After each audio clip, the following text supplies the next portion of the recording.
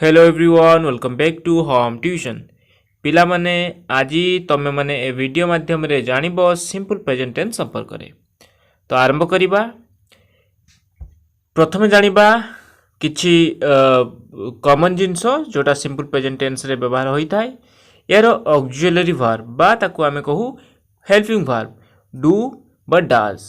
यार वर्ब रे V1 form बा present form for example go cry लाव राइट एटसेट्रा ए सबू वर्ब गुडाक होची V1 फॉर्म रे रहिची बा प्रेजेंट फॉर्म रे रही अछि।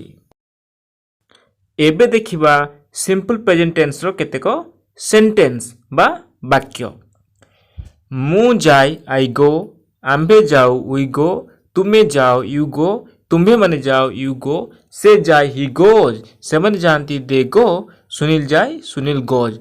तेबे पिला माने तमे माने एठारे निहाती पचारिबो जे सर सबु सेंटेंस गुडी करे गो थिला किंतु से जाय एवं सुनील जाय एथिरे काहे कि गोज हला।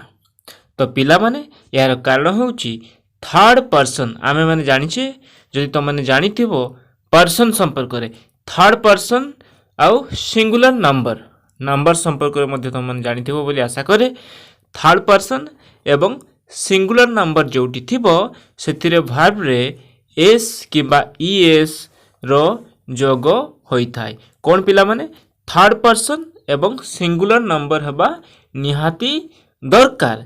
सेही क्षेत्र रे वर्ब रे एस किबा ईएस रो संजोग बा व्यवहार होई थाए। एबे किछि सेंटेंस देखिबा जेउठारे सब्जेक्ट बा कर्ता थर्ड पर्सन सिंगुलर रे अछि एवं तार वर्ब रे एस किबा ईएस रो संयोग होई अछि।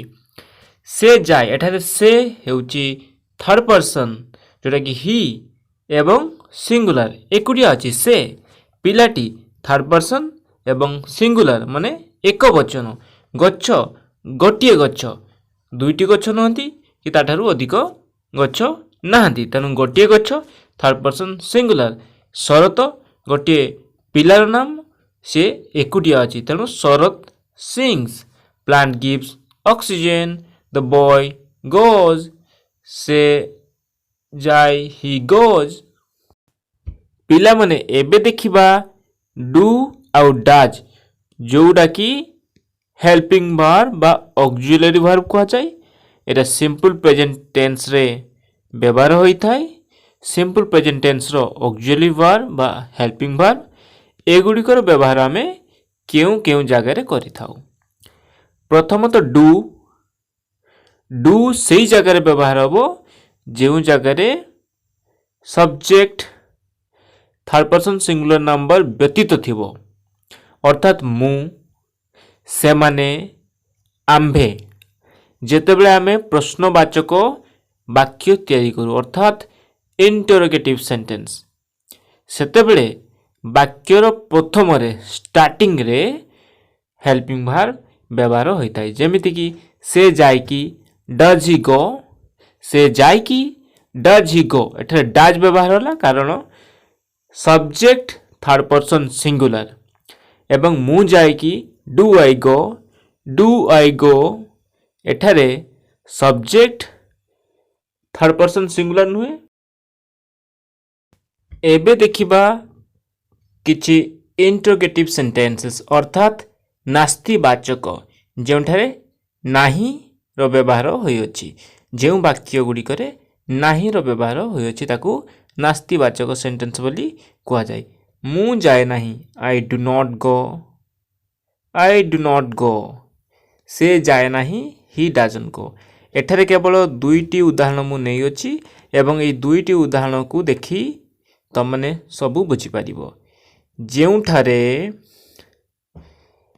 थर्ड पर्सन सिंगुलर थिबो सब्जेक्ट सेठारे डाज रो व्यवहार होई थाए डजंट आउ बाकी गुडी करे डू नॉट रो व्यवहार होई थाए। तेनु पिला माने एहा थिला सिंपल प्रेजेंट टेंस रो किछि इंटरोगेटिव सेंटेंस। तेनु आज आमे जानिले सिंपल प्रेजेंट टेंस संपर्क रे। मु आशा करूची निहाती भाबरे तुम माने किछि सिखि पारथिबो वीडियो रु। जदि ताहा होई थाए तबे वीडियोटी को लाइक करिवो एवं मो चैनल को सब्सक्राइब करिवो एमिति अनेक नुआ नुआ वीडियो देखिया पई पाइया पई अनेक अनेक धन्यवाद।